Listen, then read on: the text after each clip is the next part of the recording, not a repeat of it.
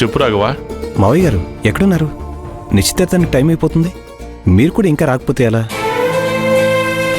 దూరం బంధువులు కూడా వచ్చేశారు. సొంత వాళ్ళు మీరు రాకపోతే ఎలా? లేదు లేదు రాఘవా, ఆల్రెడీ ఇంటి దగ్గర నుంచి ఎప్పుడో బయలుదేరాను. దారిలో బ్యూటీ పార్లర్ దగ్గర ఆగాను. బ్యూటీ పార్లర్ దగ్గర? అక్కడికి ఎందుకు వెళ్ళారు? మా భూమి ఫోన్ చేసింది ప్రసాద్ ఇక్కడున్నాను అని. సరే తను ఒక్కతే ఉంటుంది కదా, వచ్చేదారు కాబట్టి తన్ను కూడా తీసుకొద్దామని ఇక్కడికి వచ్చాను. సరే అయితే తను ఎలాగో బ్యూటీ పార్లర్లో పని చూసుకొస్తుంది, మీరు వచ్చేసేయండి. మీరు లేకపోతే ఏం బాగుంటుంది? నాన్న కూడా ఎరా మావయ్య ఇంకా రాలేదా అని అడుగుతున్నాడు. వచ్చేస్తానులే రాఘవా, అయిపోయి ఉంటుంది. ఒకేసారి అందరం కలిసి వచ్చేస్తాం. సరే సరే తొందరగా వచ్చేయండి. ఉంటాను.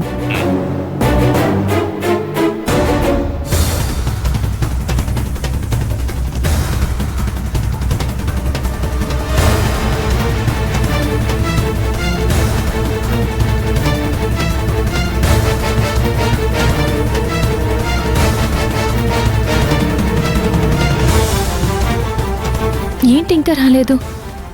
పెట్టిన ప్రతి మెసేజ్ చూశాడు, రిప్లై మాత్రం రావడం లేదు. ఫోన్ చేస్తే తీయడం లేదు.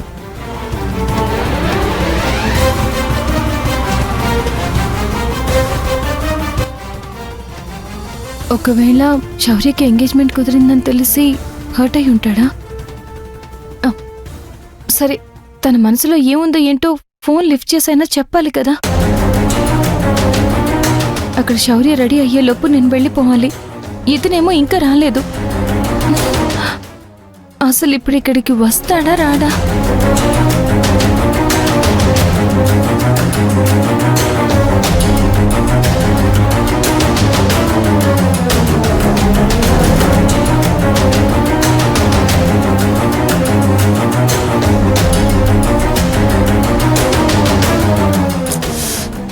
ఏమైంది సిద్ధార్థ్ నీకు?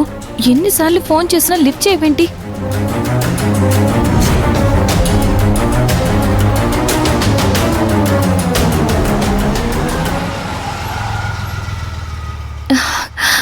అబ్బా, ఇప్పటికైనా వచ్చాడు.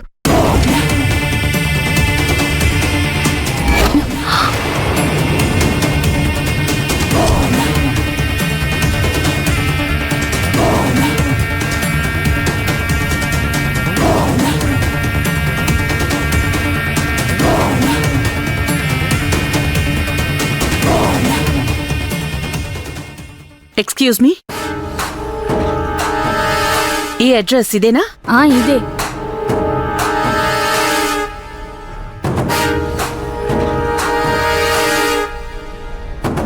రుద్రాణి ఇక్కడికి వచ్చిందేంటి?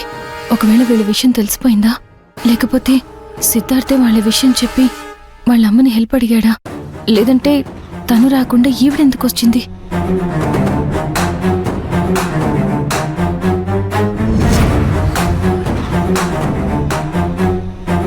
ఏంటిది? రమ్మని చెప్పి ఇక్కడెవరూ లేరు? ఇక్కడికే రమ్మని చెప్పారు, ఎవరూ కనిపించట్లేదేంటి?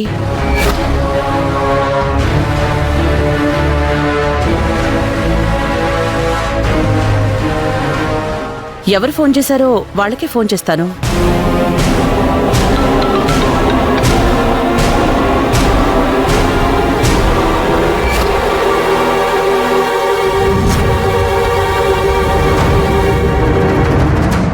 సిద్ధార్థ నెంబర్ నుంచి రుద్రాణి ఫోన్ చేస్తుందేంటి? ఆ ఫోన్ తనకి ఎక్కడి నుంచి వచ్చింది?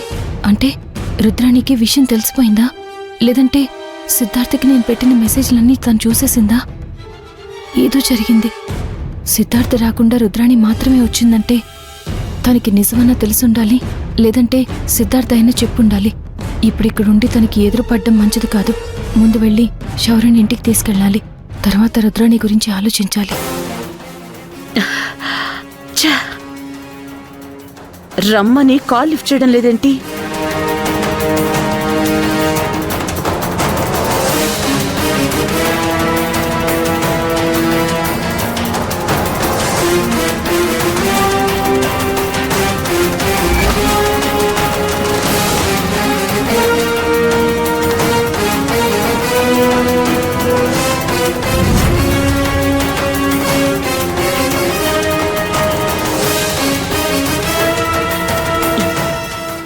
ఎక్కడికి పోతారులే.